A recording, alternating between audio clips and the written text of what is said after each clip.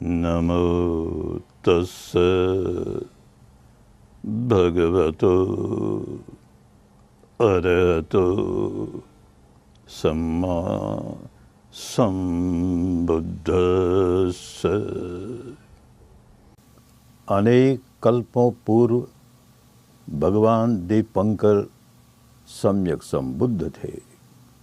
तब उन्होंने कीचड़ में औंधे मुँह लेटे परम श्रद्धालु ब्राह्मण तपस्वी सुमेध की मनोकामना पूर्ण करते हुए उसे आशीर्वाद दिया और यह भविष्यवाणी की कि अनेक कल्पों तक आवश्यक पारमिताएं पूरी करने के बाद वह सिद्धार्थ गौतम के नाम से निस्संदेह बुद्ध बनेगा। ध्रुवं बुद्धो भविष्यसि, ध्रुवं बुद्धो भविष्यसि। भगवान की यह मंगलमयी घोषणा धरती और आकाश में गूंज उठी और देर तक उसकी प्रतिध्वनि होती रही। इसी समय सुमित्रा नाम के ब्राह्मण पुत्री की मनोकामना को भी पूर्ण करते हुए भगवान ने उसे भी आशीर्वाद दिया और यह भविष्यवाणी की कि वह इस युवक के साथ हर जन्म में इसकी जीवन संगिनी बनेगी और अंत में जब यह सिद्धार्थ गौतम के नाम से शाक्य कुल में जन्मेगा तब सम्यक संबुद्ध बनेगा और तब यह यशोधरा के नाम से इसकी सहधर्मनी बनेगी और इससे विपश्यना विद्या सीखकर जन्म मरण से मुक्त हो जाएगी। कल्प पर कल्प बीतते गए और बोधिसत्व ने परिश्रम करके समस्त पारमिताओं को परिपूर्ण कर लिया। अब उसे अंतिम जन्म लेना है। इसके लिए उसने पुण्यमयी माता महामाया का चुनाव किया। महामाया अपने शयन कक्ष में गहन निद्रा में सोई थी। उसने एक स्वप्न देखा। एक अत्यंत सुंदर श्वेत रंग का हाथी अपनी सूंड में श्वेत कमल का फूल लिए हुए प्रकट हुआ। उसने माता महामाया को नमन किया और फिर उसकी कोख में समा गया। यही बोधिसत्व का अंतिम गर्भ प्रवेश था। प्रसव का समय समीप आने पर माता महामाया ने इच्छा प्रकट की कि उसकी संतान का जन्म उसके पीहर देवदह में हो। वह कपिल वस्तु से देवदह की यात्रा पर निकली। मार्ग में अत्यंत सुंदर लुम्बिनी वन को देखकर वहाँ कुछ देर रुकने को मन चाहा। वह रथ से उतरी और घूमते हुए जैसे ही साल वृक्ष की एक टहनी को पकड़ा कि पुत्र का जन्म हो गया। यह बोधिसत्व सभी पारमिताओं से परिपूर्ण होने के कारण लोक में अग्र था, लोक में ज्येष्ठ था, लोक में श्रेष्ठ था। यह उसका अंतिम जन्म था। अब उसके और जन्म नहीं होंगे। माता अपने नवजात पुत्र को लिए हुए कपिल वस्तु के राजमहल में लौटी। चारों ओर प्रसन्नता छाई हुई थी। शाक्यों और कोलियों के राजगुरु ऋषि कालदेवल ने जब सुना कि शाक्यराज के घर पुत्र का जन्म हुआ है तब वह उसे देखने आया। पिता ने पुत्र को ऋषि कालदेवल के सम्मुख समर्पित किया। यकायक बालक का पांव ऋषि की जटाओं में लग गया। ऋषि प्रसन्नता से विभोर हुआ, परंतु फिर रोने भी लगा। प्रसन्नता इस बात की कि यह बालक आगे जाकर सम्यक संबुद्ध बनेगा और बहुत लोक कल्याण करेगा। दुख इस बात का कि तब तक मैं जीवित नहीं रह सकूंगा, परंतु उसने अपने भांजे नालक को सूचना दी कि जब कभी यह बालक सम्यक संबुद्ध बने तब उससे धर्म सीखकर मुक्त अवस्था प्राप्त कर लेना। जब बालक 7 वर्ष का हुआ तब देश के नियमों के अनुसार प्रत्येक वर्ष की भांति इस वर्ष भी प्रथम वर्षा होने पर हल जोतने का काम महाराज शुद्धोधन ने किया। इस अवसर पर बड़ा मेला लगा। लोग मेले का आनंद लेने लगे, परंतु सिद्धार्थ को इसमें जरा भी रुचि नहीं थी। वह वहाँ जामुन के बड़े पेड़ के तले बैठा ध्यानस्थ हो गया। पिता ने जब यह देखा तब उसके मन में श्रद्धा जागी और उसने अपने पुत्र को नमन किया। देवदत्त राजकुमार सिद्धार्थ का ममेरा भाई था। दोनों के स्वभाव में जमीन आसमान का अंतर था। देवदत्त जहाँ अपने वाणों से पक्षियों को बींद बींद कर आनंद लेता था, वहीं सिद्धार्थ उनके प्रति करुणा बरसाता था। एक बार देवदत्त ने एक उड़ते हुए हंस पर तीर चलाया, जो कि तड़फड़ा कर धरती पर आ गिरा। सिद्धार्थ ने उसे अपने गोद में उठा लिया और उसकी परिचर्या करने लगा। देवदत्त चाहता था कि ये उसका शिकार है, इसलिए उसे मिले, लेकिन सिद्धार्थ ने कहा, जो बचाता है वह मालिक होता है, न कि जो मारता है।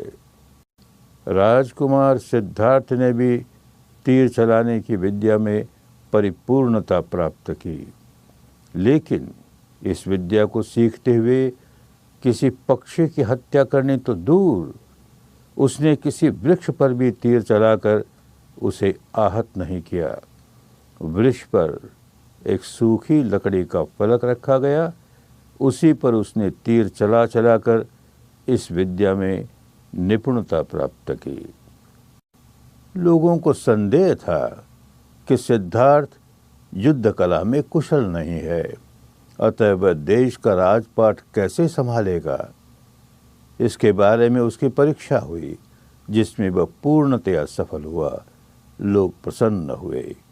एक पराक्रमी योद्धा के लिए कुशल घुड़सवारी भी आवश्यक है। इस क्षेत्र में भी उसकी परीक्षा हुई। एक जंगली क्रोधी घोड़े को उसने बड़े प्यार से थपथपाते हुए शांत कर लिया और अपने वश में कर लिया। इसे देखकर भी लोग प्रभावित हुए, प्रसन्न हुए। देवदह का कोलीय राजा सुप्रबुद्ध अपनी पुत्री यशोधरा के विवाह के लिए आतुर था। उसे राजकुमार सिद्धार्थ पसंद तो था, परंतु उसकी योग्यता पर संदेह था। वह जांचना चाहता था। जांच में पूर्णतया कुशल पाकर उसने अपनी पुत्री का विवाह राजकुमार सिद्धार्थ से कर दिया। राजकुमार सिद्धार्थ बड़ा हुआ, परंतु उसे राजसी आमोद प्रमोद में कोई रुचि नहीं थी। एक बार जब वह कपिलवस्तु नगर के निरीक्षण हेतु निकला, तब धर्म संवेग जगाने वाले कुछ निमित्त देखे। उसने देखा कि एक व्यक्ति बहुत बीमार पड़ा है। पूछने पर सारथी ने बताया कि बीमारी की ऐसी अवस्था सबको आती है। आगे चला तब देखा कि एक बूढ़ा आदमी लाठी के सहारे चल रहा है, जिसकी कमर झुकी हुई है। सारथी ने बताया कि बुढ़ापे की ऐसी अवस्था सबको आती है। और आगे चला तब देखा कि कुछ लोग एक मुर्दे को जलाने के लिए मरघट पर ले जा रहे हैं। सारथी ने बताया कि ऐसा भी सबको होता है, सबको मृत्यु में से गुजरना ही होता है।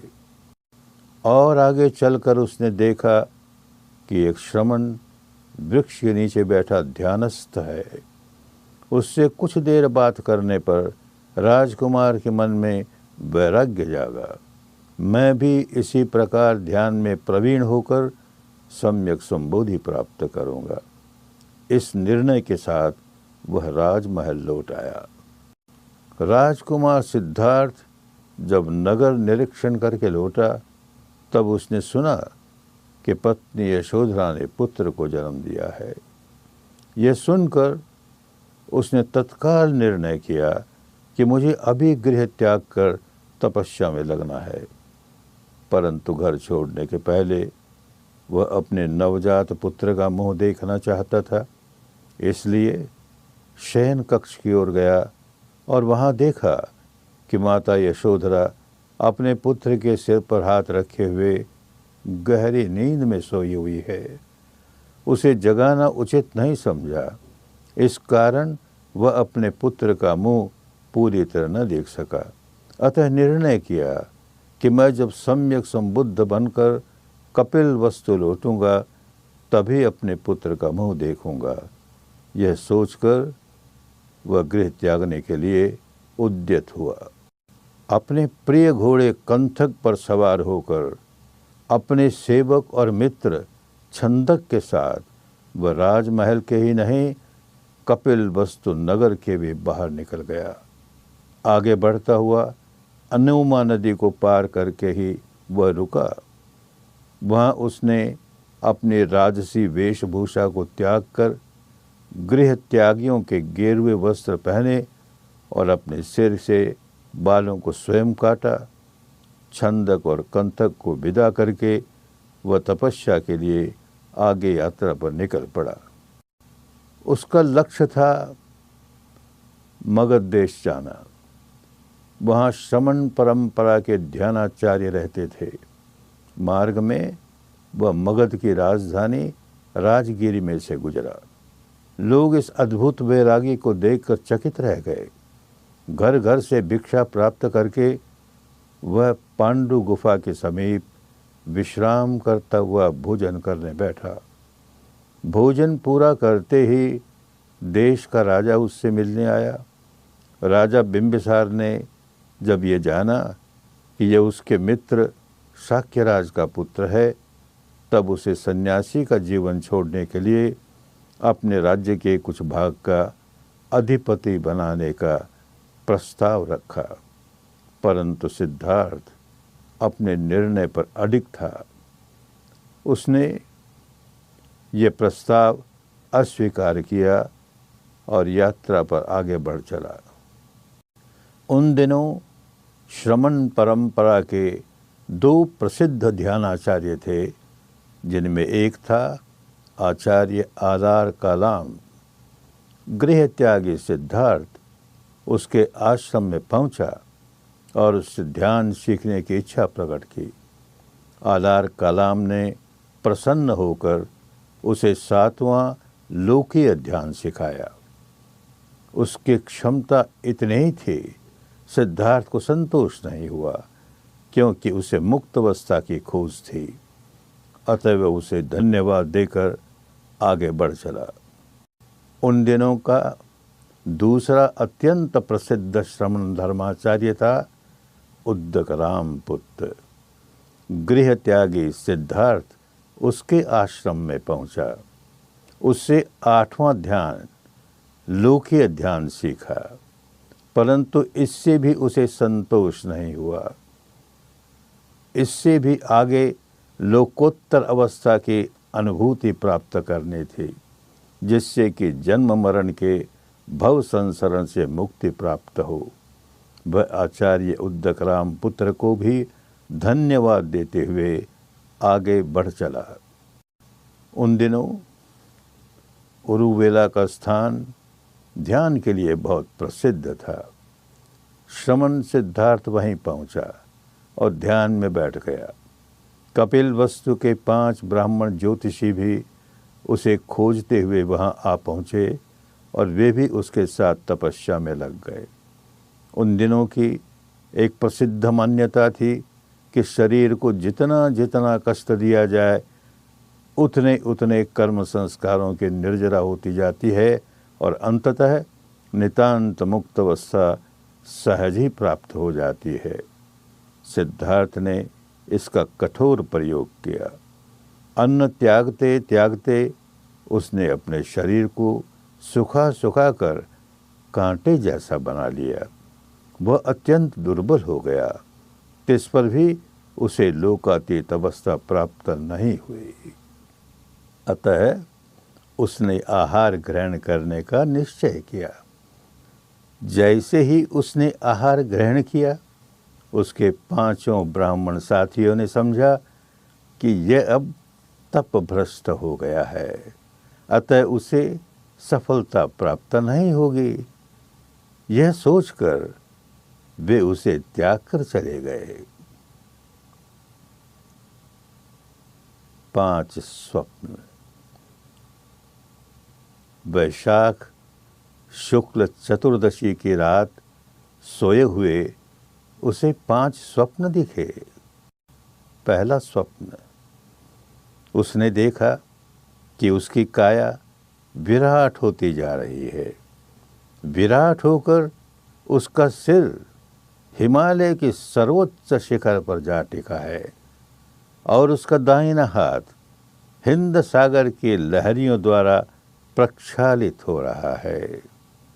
बायां हाथ बंग सागर की लहरियों द्वारा प्रक्षालित हो रहा है।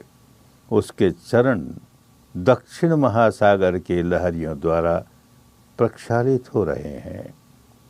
इस स्वप्न द्वारा भारत और नेपाल के इतिहास में पहली बार इन दोनों का यानी जम्बू द्वीप का एक नक्शा प्रकट हुआ।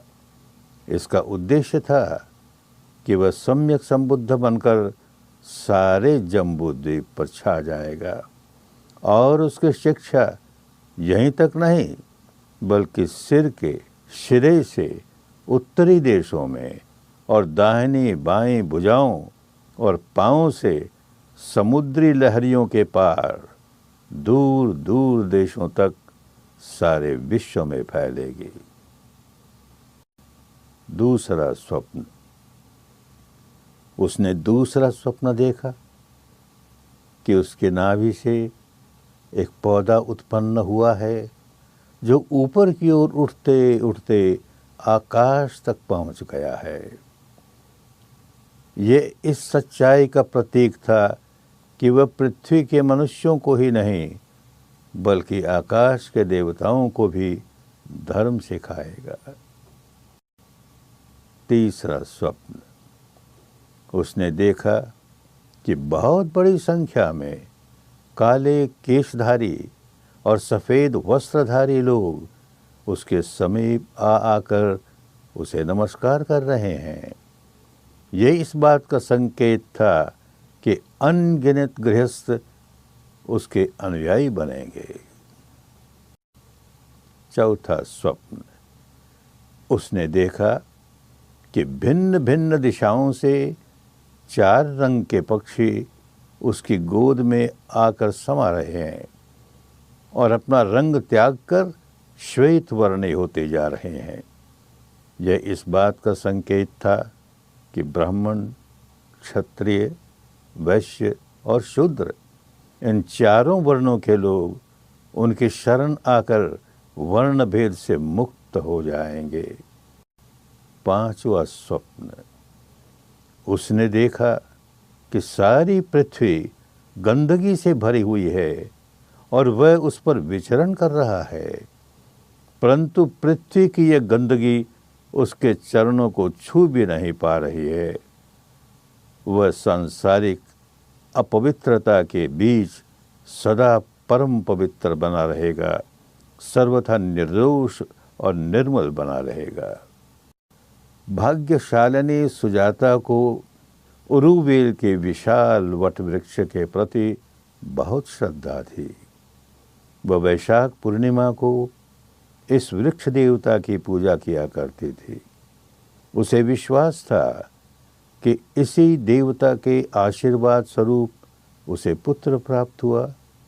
अब वह पुत्र बड़ा हुआ, उसका विवाह भी कर दिया गया, परंतु सांसारिकता के प्रति उसकी जरा भी रुचि नहीं थी। वह चाहती थी कि वट देवता उसकी पुत्र की रुचि सुधारे। इसी उद्देश्य से वह वैशाख पूर्णिमा को वट वृक्ष के पूजन के लिए तैयार हुई। दासी को भेजा कि वृक्ष के तले की जमीन साफ कर दे ताकि वहां जाकर वह अपने देवता के लिए बनाई हुई उत्कृष्ट खीर उसे अर्पित कर सके। दासी वट वृक्ष पर आई तो देखा कि वहां स्वयं वट देवता सशरीर विराजमान हैं। उसने मालकिन को संदेश दिया। मालकिन भी प्रसन्न चित्त हो वहाँ आई, लेकिन समझदार थी। देखते ही जान गई कि यह देवता नहीं, कोई युवा गृह त्यागी है जो तपस्या के लिए इस पवित्र स्थान पर आया है। उसके मन में वात्सल्य भाव जागा।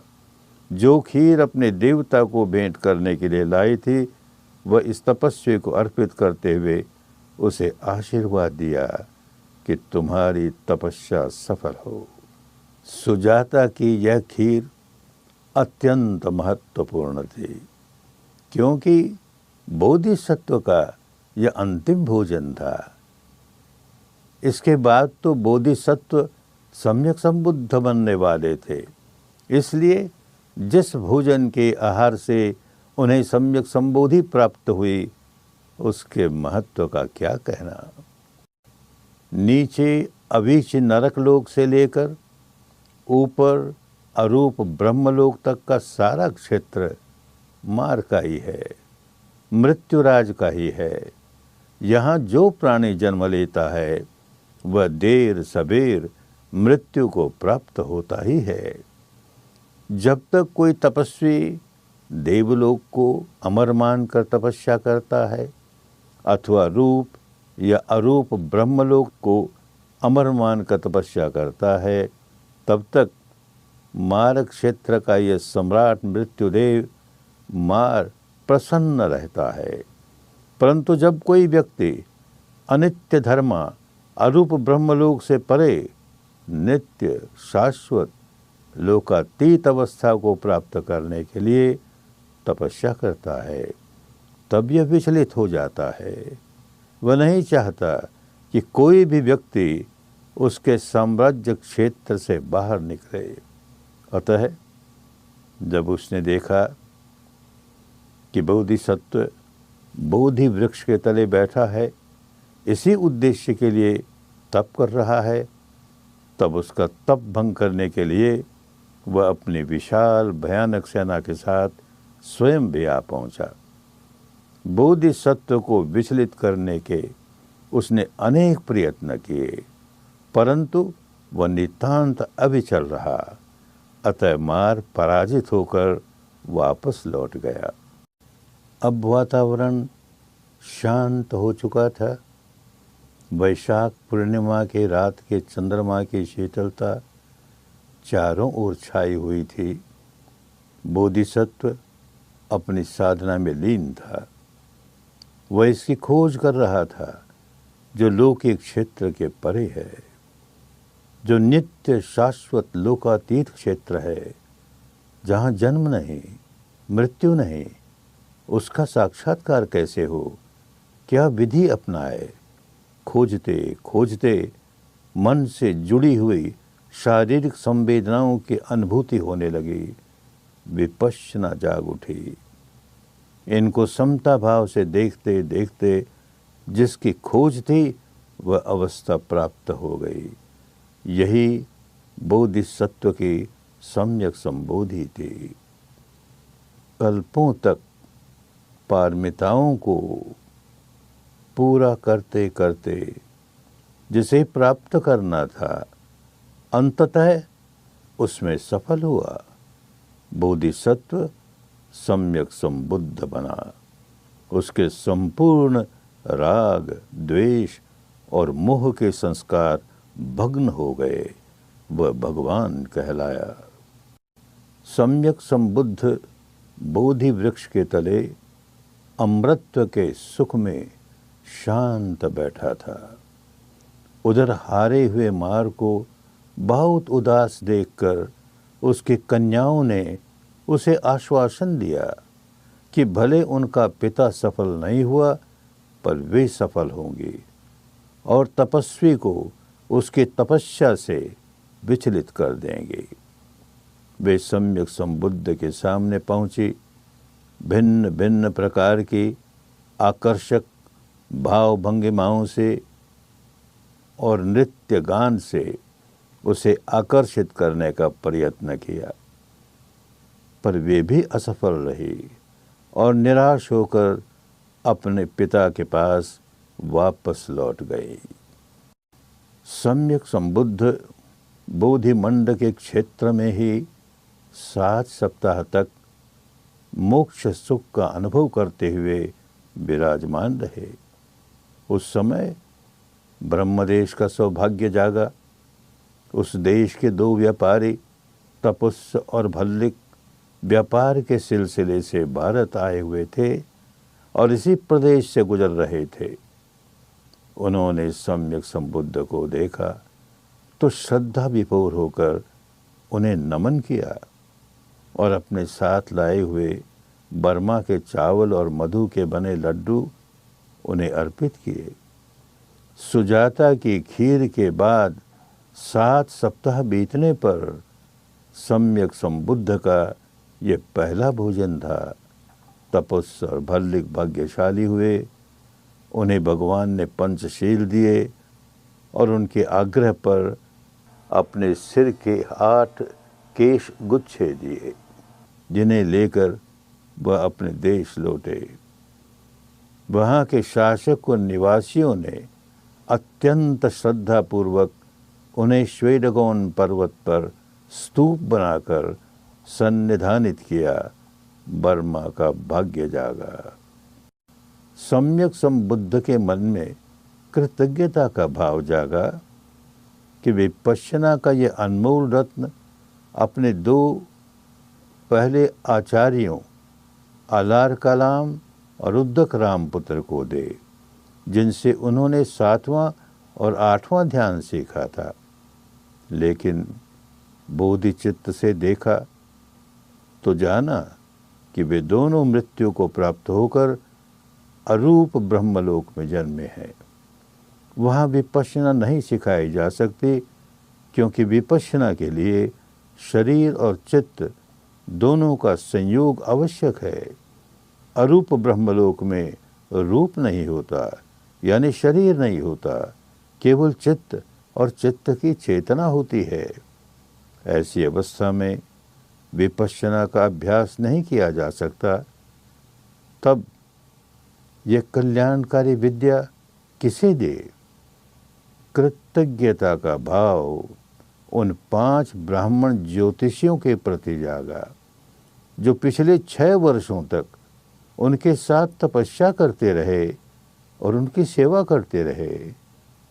किसी भ्रमवश अंत में उन्हें छोड़कर चले गए। उन्होंने इतनी सेवा की, अतः विपश्यना का अनमोल रत्न उन्हें क्यों न दूं? ध्यान से देखा तो पाया कि वे वाराणसी के इसी पत्तन मृगदाव में ठहरे हुए हैं, अतः उस ओर चल पड़े। रास्ते में उपक नाम का एक नग्न आजीवक मिला, जो उनके चेहरे की आभा देखकर बहुत प्रभावित हुआ और ये जानकर प्रसन्न हुआ कि ये व्यक्ति जिन हो गया है, सम्यक संबुद्ध हो गया है। उसने पूछा कि किस गुरु की शिक्षा से आप सम्यक संबुद्ध हुए? भगवान ने उत्तर दिया, मेरा कोई गुरु नहीं। समझना चाहिए कि जो स्वयं बुद्ध होता है वही संबुद्ध कहलाता है, उसका कोई गुरु नहीं होता। उपक को यह बात समझ में नहीं आई। वह मुंह मोड़ कर चल दिया, लेकिन बहुत वर्षों बाद वह फिर भगवान के पास आया और उनसे विपश्यना विद्या सीखकर मुक्त अवस्था प्राप्त की। भगवान अपने 5 साथियों को धर्म बांटने के लिए मृगदाव यानी आज के सारनाथ पहुँचे। एक बार तो उन साथियों के मन में आया कि यह व्यक्ति तपभ्रष्ट हो चुका है, इससे भला हम क्या सीखेंगे। परंतु समीप आने पर उसके मुखमंडल की अपूर्व तेजस्विता देखकर विश्वास हो गया कि इसे अवश्य सम्यक संबोधि प्राप्त हो गई है। तब भगवान ने उन्हें धर्म देशना दी। आषाढ़ पूर्णिमा की सुहावनी संध्या का समय था। ये जो पहली बार धर्म प्रकाशन किया वह धर्म चक्र प्रवर्तन कहलाया। भगवान ने समझाया कि कि कैसे अतियों से बचकर उन्होंने जो मध्यम मार्ग अपनाया, उसी से मुक्ति का मार्ग स्पष्ट हुआ। शील, समाधि, प्रज्ञा, इनका 8 अंगों वाला विपश्यना मार्ग प्रकट हुआ, जिसे धारण करके कोई भी जन्म मरण के भव संसरण से मुक्त हो सकता है। भगवान के 5 साधक इसी विपश्यना के मार्ग पर चलकर अरहंत हुए, मुक्त हुए। जब महाराज शुद्धोधन ने सुना कि उसका पुत्र सम्यक संबुद्ध बन गया है और लोगों का महान कल्याण कर रहा है, तब उसने अपने पुत्र को कपिलवस्तु बुलवाया। भगवान अपने बड़े भिक्षु संघ के साथ कपिलवस्तु पहुँचे और दूसरे दिन नगर निवासियों को संघदान का पुण्य देने के लिए घर घर गोचरी करते हुए निकले। पिता शुद्धोधन ने यह सुना तो व्याकुल हुआ और स्वयं जाकर पुत्र को संघ सहित राजमहल में ले आया। वहाँ सबको आदरपूर्वक भोजन करवाया। रणनिवास के सभी सदस्य भगवान को नमस्कार करने आए, केवल यशोधरा नहीं आए। उसने कहला भेजा कि यदि मुझ में गुण होंगे तो आर्यपुत्र स्वयं मेरे निवास पर आएंगे, तभी मैं उनकी वंदना करूंगी। यशोधरा का जीवन आदर्श जीवन था। वह जानती थी कि सम्यक संबुद्ध बनने के लिए ही उसके पति ने गृह त्याग किया है, अतः उसे इस पर जरा भी क्रोध नहीं आया, कभी विलाप नहीं किया, कभी व्याकुल नहीं हुई। धन्य है यशोधरा। राहुल माता यशोधरा ने राहुल को उसके पिता का परिचय कराया। उसका पूर्व पति अपने महान उद्देश्य की पूर्ति करके राजनगर लौटा है। यह देखकर उसका हृदय प्रफुल्लता से भरा है। इसी प्रफुल्ल हृदय से उसने अपने पुत्र राहुल को उसके अनदेखे पिता का परिचय दिया। उसके रंग रूप और सौंदर्य का वर्णन करते हुए अंत में कहा, शील समाधि पठित चित्तो। उसका चित्त शील समाधि में भली प्रकार प्रतिष्ठित है। सावक मध्य गतो समणिंदो। वह श्रमण शावकों के मध्य गतिमान है। लोकहिताय गतो नरवीरो।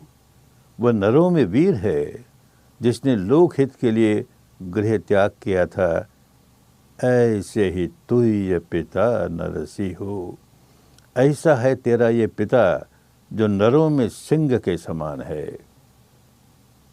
धर्ममयी माता के हर्षोद्गार की यह वाणी पाली वांगमय में उत्कृष्टतम मानी जाती है।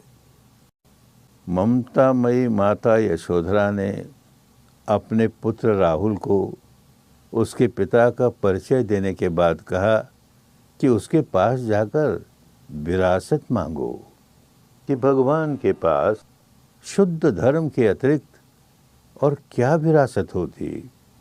यशोधरा स्वयं चाहती थी कि वह भी भिक्षुणी बनकर भगवान के बताए हुए मार्ग का लाभ उठाए, परंतु तब भिक्षुणी संघ की स्थापना नहीं हुई थी।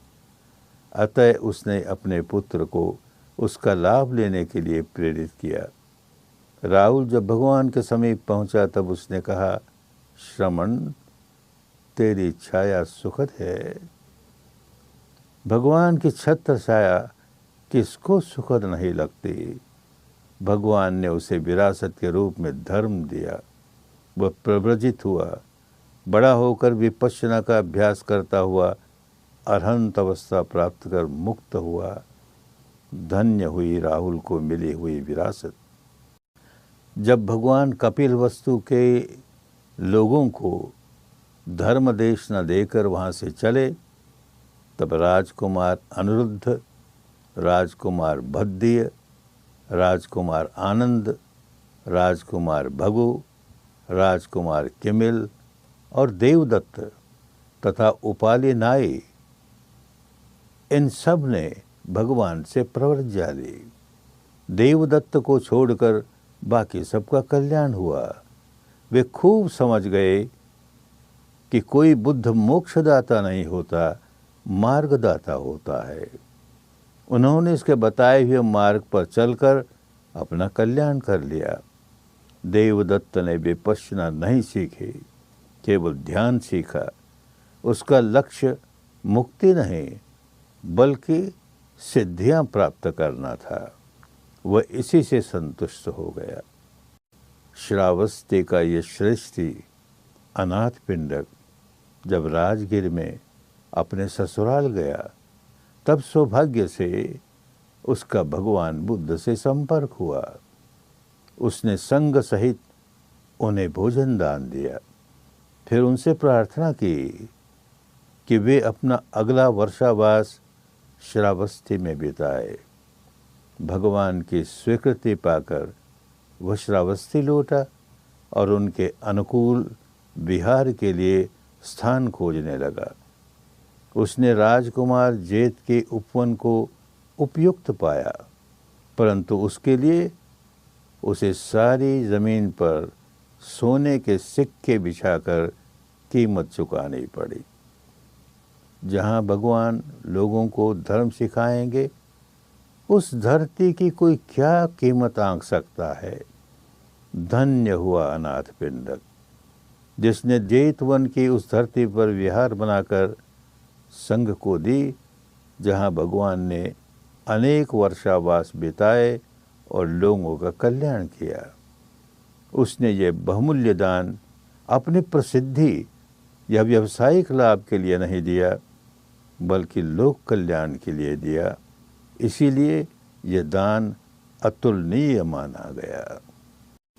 भगवान प्रातःकाल मगध की राजधानी राजगीर की ओर गोचरी के लिए जा रहे थे।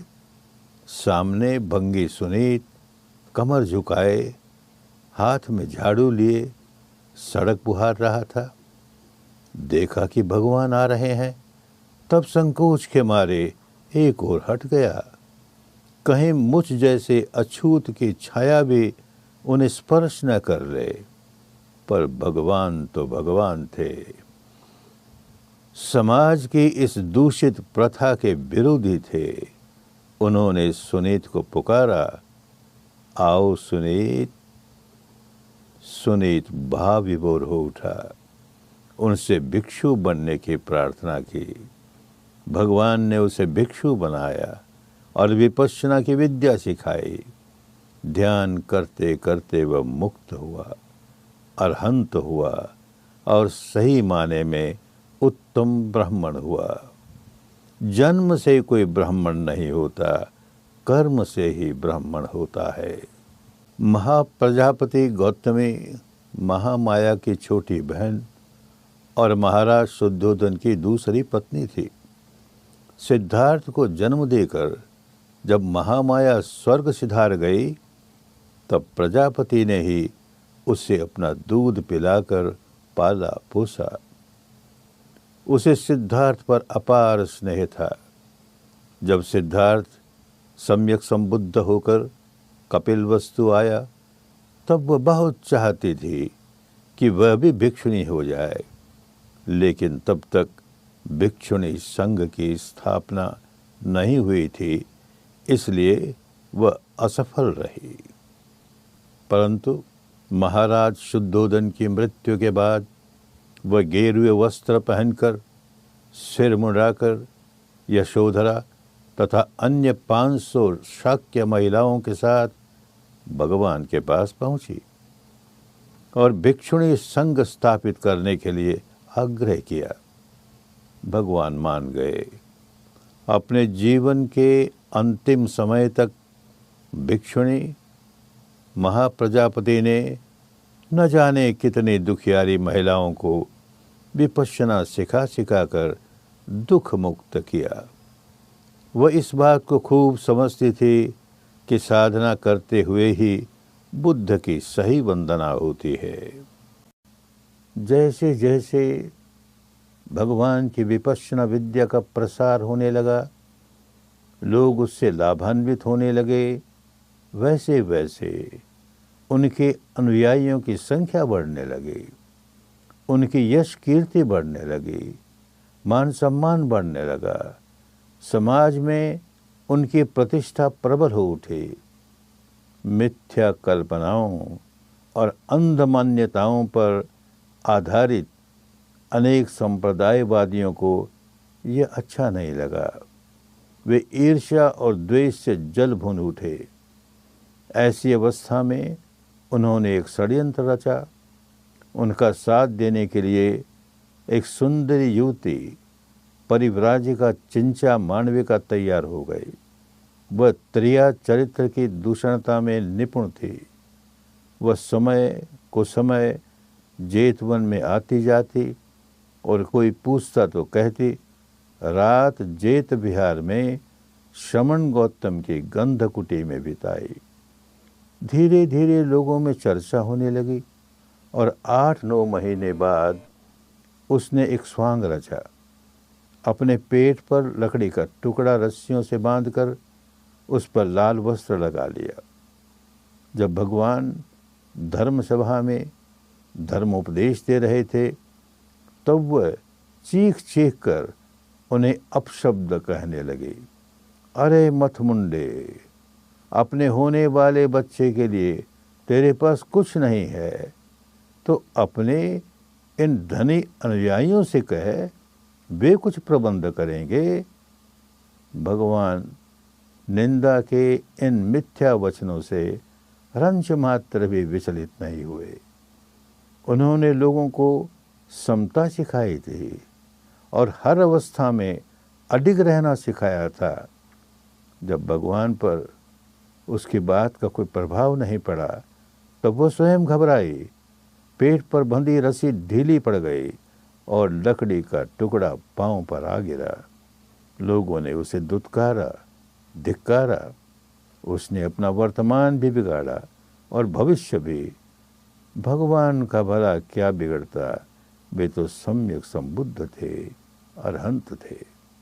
साकेत में बसे श्रेष्ठी धनंजय की पुत्री विशाखा जब 16 वर्ष की हुई, तब पिता ने उसका विवाह श्रावस्ती के श्रेष्ठी मिगार के पुत्र पुण्यवर्धन से कर दिया।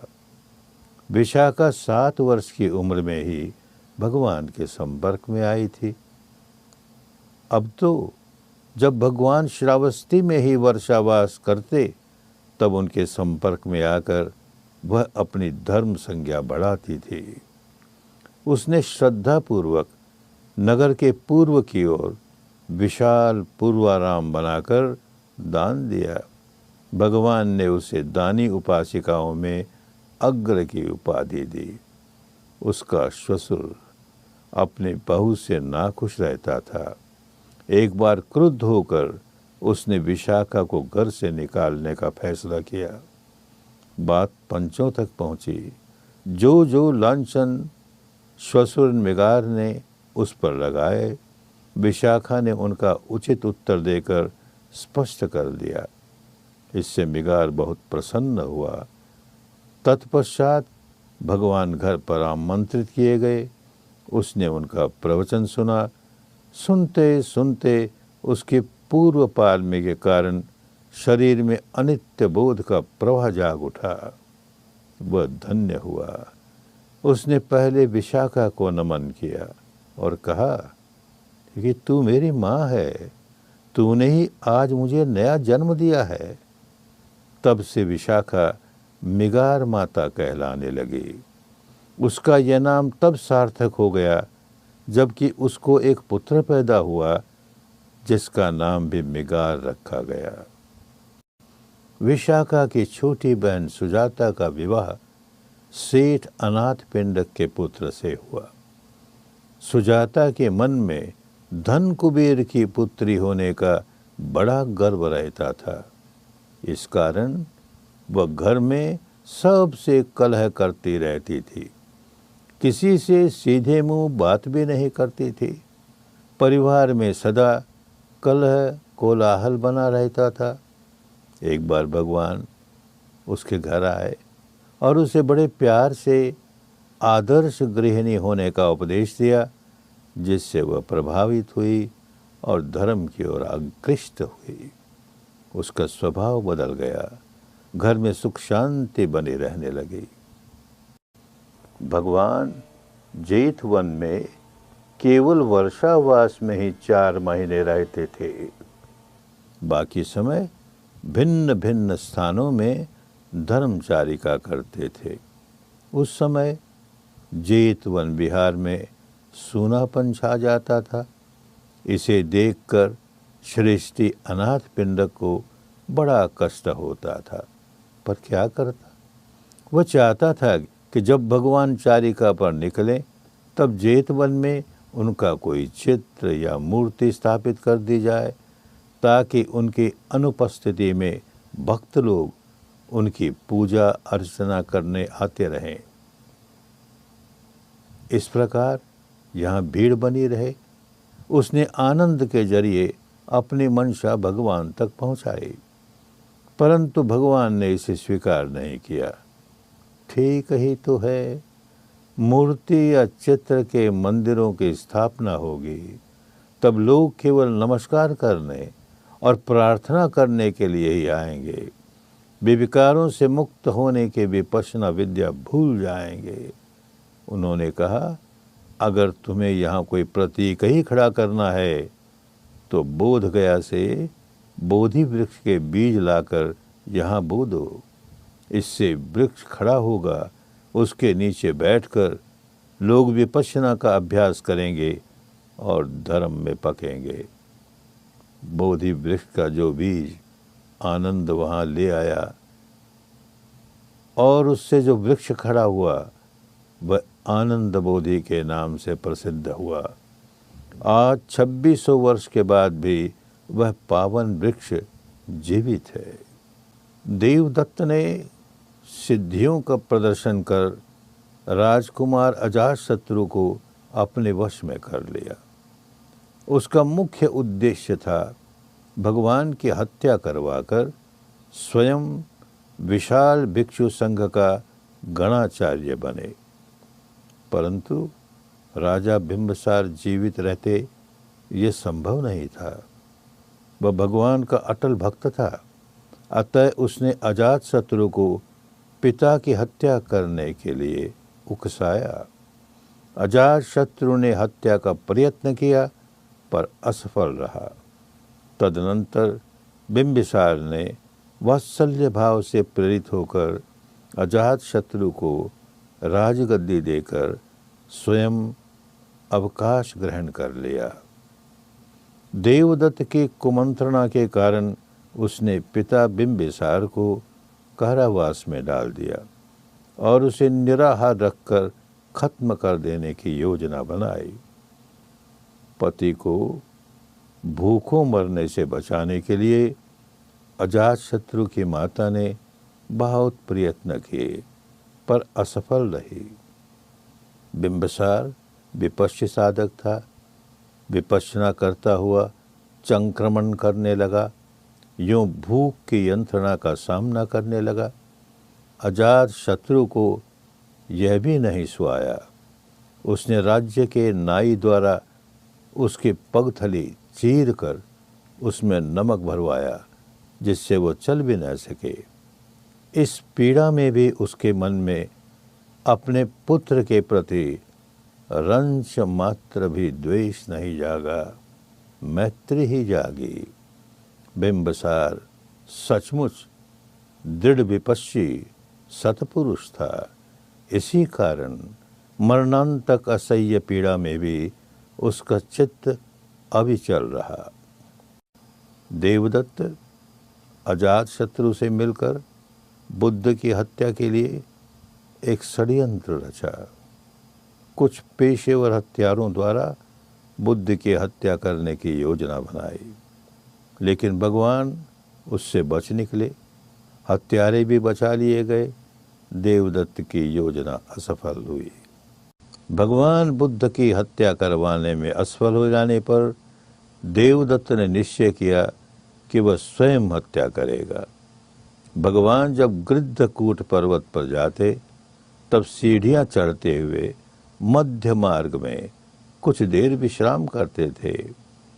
देवदत्त ने ऐसे समय उन पर ऊपर से एक बड़ा शिलाखंड गिराया। शिलाखंड ऊपर ही किसी दूसरे शिलाखंड से टकराकर वहीं रुक गया, परंतु उसकी एक पपड़ी टूटकर भगवान के पैरों पर आ गिरी और घाव कर दिया। उस चोट को भगवान ने समतापूर्वक सहन किया। पिता की हत्या के कारण अजात शत्रु सदा व्याकुल रहता था। एक बार वह जीवक के साथ उसके आम्रवन में विहार कर रहे भगवान से मिलने गया। वहां 1250 भिक्षुओं के साथ भगवान ध्यान कर रहे थे। आम्रवन पहुंचने के पहले उसे घबराहट होने लगी कि कहीं उसे जाल में तो नहीं फंसाया जा रहा। इतनी बड़ी संख्या में लोग बैठे हों और उनके खांसने खंखारने तक की आवाज तक नहीं। जीवक ने उसे विश्वास दिलाया और जब वह भगवान के समीप पहुंचा तब इतने लोगों को देख चकित रह गया। भगवान ने उसे उपदेश दिया जिससे उसे बहुत शांति मिली। वह भगवान का भक्त बन गया। अम्बपाली भगवान की ओर आकर्षित होकर गणिका के पेशे से दूर हट गई और भगवान के प्रति अत्यंत श्रद्धालु हो गई। जब उसने सुना कि भगवान उसके आम्रवन में रुके हैं तब वह उनसे मिली और अगले दिन के भोजन के लिए उनकी स्वीकृति ले ली। लौटते हुए उसे लिच्छवी राजकुमार मिले। वे भी भगवान को भोजन के लिए आमंत्रित करने जा रहे थे, लेकिन अम्बपाली भगवान को आमंत्रित कर चुकी थी। उन्होंने उस भोजन दान के आमंत्रण को लौटाकर उन्हें देने के लिए अम्बपाली को 1,00,000 मुद्राएं देने का प्रस्ताव किया, पर वह कैसे मानती।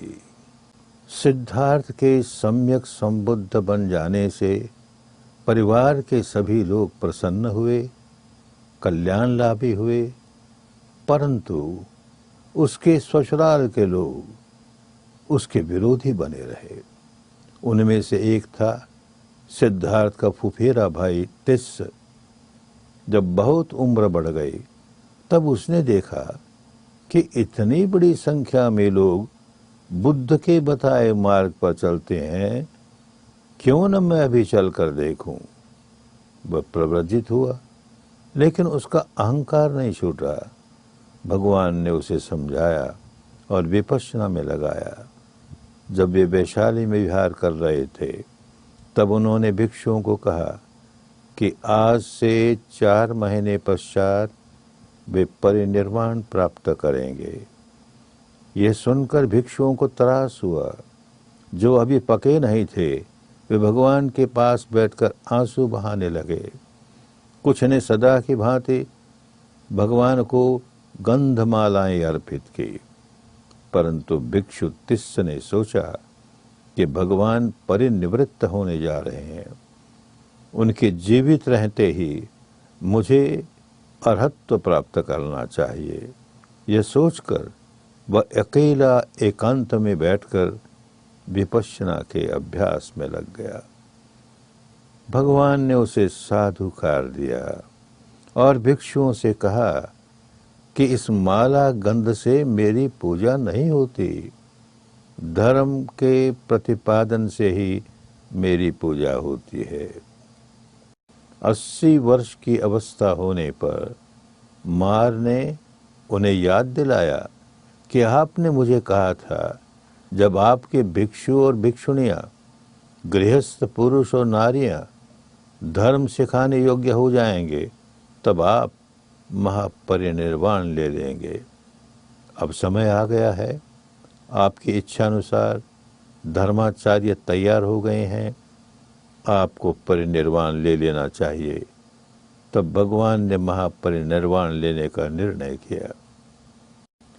परिनिर्वाण की रात भगवान कुशीनारा नगर के बाहर एक जुड़वा साल वृक्ष के नीचे लेटे हुए थे। लोग उनको नमस्कार करने आते थे। सुभद्र परिव्राजक उनसे धर्म सीखना चाहता था। आनंद ने उसे रोका कि यह उनके महापरिनिर्वाण का समय है, कैसे धर्म सिखाएंगे। भगवान ने उनकी बात सुनी। तब आनंद को रोका और सुभद्र को बुलाया, उसे थोड़े में धर्म समझाया। आगे जाकर वह विपश्यना साधना करता हुआ मुक्त अवस्था तक पहुंचा। भगवान के महापरिनिर्वाण होने के कुछ ही समय पहले आनंद ने भगवान से पूछा कि परिनिर्वाण के बाद हम आपके भौतिक शरीर का किस प्रकार सम्मान करेंगे। भगवान ने कहा कि दाह क्रिया के पश्चात जो देह धातु बचेंगी उन्हें किसी स्तूप में सन्निधानित करें। साधारण लोग वहाँ श्रद्धापूर्वक पत्र पुष्प चढ़ाकर पुण्यलाभी होंगे, लेकिन तुम जैसे साधकों को वहाँ ध्यान करने का लाभ उठाना चाहिए। भगवान के महापरिनिर्वाण के 3 माह बाद महाकाश्यप ने राजगीर में 500 अरहंत भिक्षुओं को लेकर प्रथम संगायन आयोजित किया। इसमें सम्मिलित होने वाले सभी भिक्षु अरहंत थे। संगायन में आनंद की उपस्थिति आवश्यक थी। आनंद पिछले अनेक वर्षों से भगवान के निजी सेवक के रूप में रहने के कारण उनके सारे प्रवचन सुने और उन्हें याद कर लिया था। आनंद श्रोतापन्न थे, अतः संगायन में भाग नहीं ले सकते थे, परंतु रात भर परिश्रम करके वे अरहंत हुए। ये 500वें भिक्षु की संख्या पूरी करके दूसरे दिन प्रातः प्रारंभ होने वाले सम्मेलन में सम्मिलित हुए। दूसरे संगायन के समय भिक्षु संघ के 2 टुकड़े हो चुके थे। भगवान ने भिक्षुओं के लिए जो नियम निश्चित किए थे उनको अस्वीकार करते हुए अनेक भिक्षुओं ने अपना अलग संगायन किया, परंतु जो परंपरावादी भिक्षु थे उन्होंने विनय के नियमों में कोई परिवर्तन न करके राजा कालाशोक के संरक्षण में द्वितीय संगायन किया। इसमें 700 भिक्षुओं ने भाग लिया। यह बुद्ध के महापरिनिर्वाण के 100 वर्ष बाद हुआ। कलिंग युद्ध की दर्दनाक तबाही देखकर सम्राट अशोक का हृदय बदल गया। तब वह भगवान बुद्ध की शिक्षा के संपर्क में आया। फिर बैराठ जाकर आचार्य उपगुप्त से विपश्यना सीखी। तब उसने यह निर्णय किया कि अब वह युद्ध करके किसी राज्य को जीतने का काम बिल्कुल नहीं करेगा। देश की रक्षा के लिए उसने भारत की पश्चिमी सीमा पर एक मजबूत किला बनवाया और बहुत बड़ी संख्या में सेना स्थापित की। यह किसी देश पर हमला करने के लिए नहीं, बल्कि सुरक्षा के लिए थी। अब वह किसी को जीतेगा तो धर्म से ही, प्यार से ही। इसीलिए तीसरा संगायन करके उसने पड़ोसी देशों को सद्धर्म भेजा, विपश्यना भेजी। इसका प्रभाव पड़ोसी देशों पर इतना गहरा पड़ा कि वे आज तक उसे एक आदर्श राजा मानते हैं। वह सही माने में हृदय जीतने वाला सम्राट बना। अशोक के बाद 100 वर्ष बीतते बीतते दुर्भाग्य से देश में त्रिपिटक को कंठस्थ रखने वाले भिक्षु नहीं रह गए। विपश्यना सिखाने वाले आचार्य भी न रह गए। वे अपनी जान बचाकर पड़ोसी देशों में भाग गए। इस कारण यहाँ अशोक के संरक्षण में जो तीसरा संगायन हुआ वह भारत का अंतिम संगायन था। सम्राट अशोक को कलिंग युद्ध के कारण बहुत क्षोभ हुआ। वह भगवान की शिक्षा की ओर मुड़ा, परंतु विपश्यना साधना का अभ्यास करने के लिए वह राजस्थान के बैराठ पहुंचा। वहाँ आचार्य उपगुप्त से विपश्यना सीखी। परिणाम स्वरूप वह श्रोतापन्न हुआ। सम्राट अशोक के संरक्षण में तीसरी धर्म संगीति आचार्य मोग्गलीपुत्र तिस्य की अध्यक्षता में संपन्न हुई। इस संगायन के पश्चात भगवान की शिक्षा भिन्न भिन्न देशों में भेजी गई। सोन और उत्तर, दक्षिणी बर्मा और पश्चिमी थाईलैंड की पुण्य भूमि गए। बर्मा में बुद्धवाणी और विपश्यना दोनों शुद्ध रूप में वर्तमान समय तक कायम रखे गए। उनकी माता विदिशा देवी राजकुमार अशोक से ब्याही गई, लेकिन वह पाटलिपुत्र नहीं गई। उसने अपने पुत्र कुमार महेंद्र और कुमारी संघमित्रा को वहां भेजा। दोनों ने सम्राट अशोक के गुरु भदंत मोग्गलीपुत्र तिस्य से धर्म सीखा और भिक्षु महेंद्र अरहंत अवस्था को प्राप्त हुआ। अशोक ने संघमित्रा का विवाह कर दिया था, वह अरहंत नहीं हो पाई। अशोक ने अब अपने पुत्र भिक्षु महेंद्र को श्रीलंका में धर्म फैलाने के लिए भेजा। उस समय के श्रीलंका के राजा प्रियदर्शी तिस्य ने अरहंत महेंद्र को हर प्रकार की सहायता की। उसने सम्राट अशोक से भगवान के शरीर धातु मंगाए, जिन्हें श्रीलंका में सम्मान पूर्वक स्तूप बनाकर उसे सन्निधानित किया गया। अरहंत महेंद्र का शरीर शांत होने पर उसकी अस्थियां भी एक स्तूप बनाकर रखी गई। ये दोनों स्तूप श्रीलंका में आज तक कायम हैं। जब अरहंत महेंद्र श्रीलंका में धर्म सिखाने में बहुत सफल हुआ, तब वहाँ के राजमहलों की महिलाओं ने भी प्रव्रजित होकर साध्वी बनना चाहा। इसलिए अरहंत महेंद्र ने संघमित्रा को बुलवाया। तब तक संघमित्रा का चौथा पुत्र 7 वर्ष की अवस्था में प्रव्रजित होकर धर्म के अध्ययन में लग गया था।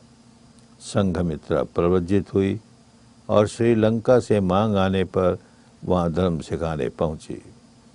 चौथा संगायन ईस्वी पूर्व 29 में श्रीलंका के राजा वट्टगामने के संरक्षण में भदंत महारक्षत की अध्यक्षता में 500 त्रिपिटकधर भिक्षुओं द्वारा सकुशल संपन्न किया गया। इस संगायन में मूल बुद्धवाणी को वहां ताड़ पत्थरों पर लिख दिया गया ताकि वह शुद्ध रूप में बची रहे। इस कारण चौथा संगायन परम कल्याणकारी सिद्ध हुआ। लगभग 1000 वर्ष पूर्व भारत के लगभग सभी परंपराओं में न्यूनाधिक दूषण समा गया। सद्धर्म भी उससे नहीं बचा। ये गंदगी बिहार, बंगाल, मणिपुर और आसाम होती हुई बर्मा में भी प्रवेश कर गई। उस समय की राजधानी पगान इस गंदगी का केंद्र बन गई। दक्षिण के मौन राज्य में त्रिपिटक और विपश्यना दोनों शुद्ध रूप से कायम रही। वहाँ के एक अरहंत धम्मदस्सी पगान आए और राजा अनिरुद्ध को भगवान की असली शिक्षा का बोध कराया। तब से दूषित हुए सद्धर्म में सुधार हुआ। 2400 विशिष्ट विद्वान भिक्षुओं द्वारा 5वां संगायन बर्मा में संयोजित किया गया। तत्कालीन बर्मी नरेश मिंडोमिन के संरक्षण में और बदंत महाथेर जागराभिवंश, बदंत महाथेर नरिंदाभिदज और बदंत महाथेर सुमंगल स्वामी की अध्यक्षता में इस संगायन का आयोजन किया गया। इस संगायन में सारी बुद्धवाणी संगमरमर की शिला पट्टियों पर खुदवाई गई ताकि वह चिरस्थायी रहे। इस संगायन में एक महत्वपूर्ण घटना यह घटी कि इसमें एक प्रकांड पंडित युवा भिक्षु बदंत न्याणध्वज सम्मिलित हुए। वे संपूर्ण बुद्धवाणी में भी पारंगत थे और पटिपत्ति में भी। आगे जाकर वे भिक्षु लेडी सियाडो के नाम से विख्यात हुए। उन्होंने एक महत्वपूर्ण काम ये किया, जो विद्या केवल भिक्षुओं तक सीमित थी उसे गृहस्थों के लिए सुलभ बना दिया और सयाते जी जैसे उत्कृष्ट गृहस्थ को पारंगत कर आचार्य के पद पर स्थापित किया। विपश्यना आचार्य एवं पाली के प्रकांड विद्वान भदंत लेडी सियाडो बहुत दूरदर्शी थे। उन्होंने विपश्यना का दरवाज़ा गृहस्थों के लिए खोल दिया और गृहस्थ आचार्य परंपरा को पुनर्स्थापित किया। छठी संगीति। यह संगायन बर्मा के प्रधानमंत्री ऊनू की संरक्षता में 17 मई सन 1954 में रंगून में आयोजित हुआ।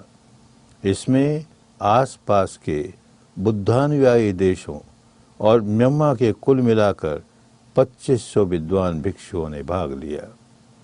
क्योंकि इस वर्ष भगवान बुद्ध के परिनिर्वाण के 2500 वर्ष पूरे हुए थे।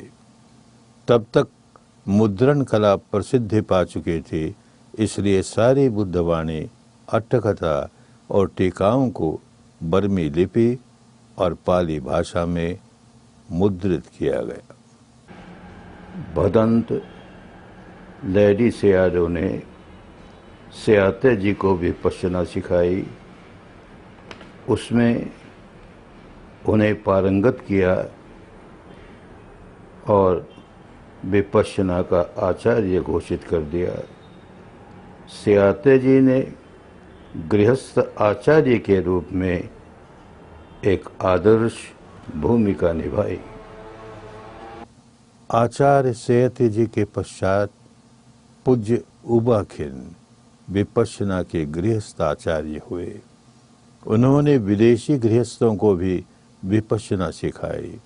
उन्होंने अपने प्रमुख शिष्य श्री गोयनका जी को आचार्य बनाया और उनके माध्यम से बुद्धवाणी तथा विपश्यना को भारत भेजा।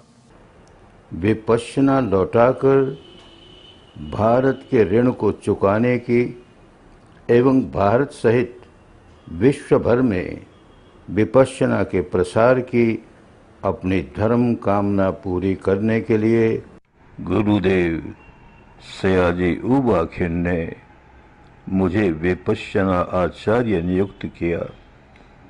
उनके निर्देशों के अनुसार मैं विपश्यना एवं बुद्धवाणी भारत में लेकर आया।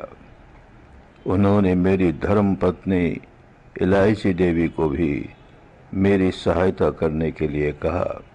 आज विपश्यना विश्व भर के 80 से अधिक देशों में लगभग 150 स्थायी निवासीय केंद्र तथा उससे भी कहीं अधिक अस्थायी शिविर स्थलों पर दिखाई जा रही है। भारत की इगतपुरी नगरी में विपश्यना विशोधन विन्यास की स्थापना हुई। इस संस्था ने संपूर्ण त्रिपिटक, अट्टकथाओं, टीकाओं और अनुटीकाओं के 140 ग्रंथों को नागरी लिपि में प्रकाशित कर निःशुल्क बांटा। फिर सीडी रोम में देवनागरी, रोमन, सिंहली, बर्मी, थाई, कंबोडियन और मंगोलियन इन 7 लिपियों में सारा साहित्य निवेशित किया। तत्पश्चात कन्नड़, तेलुगु, गुजराती आदि अन्य लिपियों में भी निवेशित कर इंटरनेट पर प्रकाशित कर दिया, ताकि इन सभी भाषाओं के लोग नेट पर बुद्धवाणी का अध्ययन कर सके। भवतु सर्वमंगलं, भवतु सर्वमंगलं, भवतु सर्वमङ्गलम्।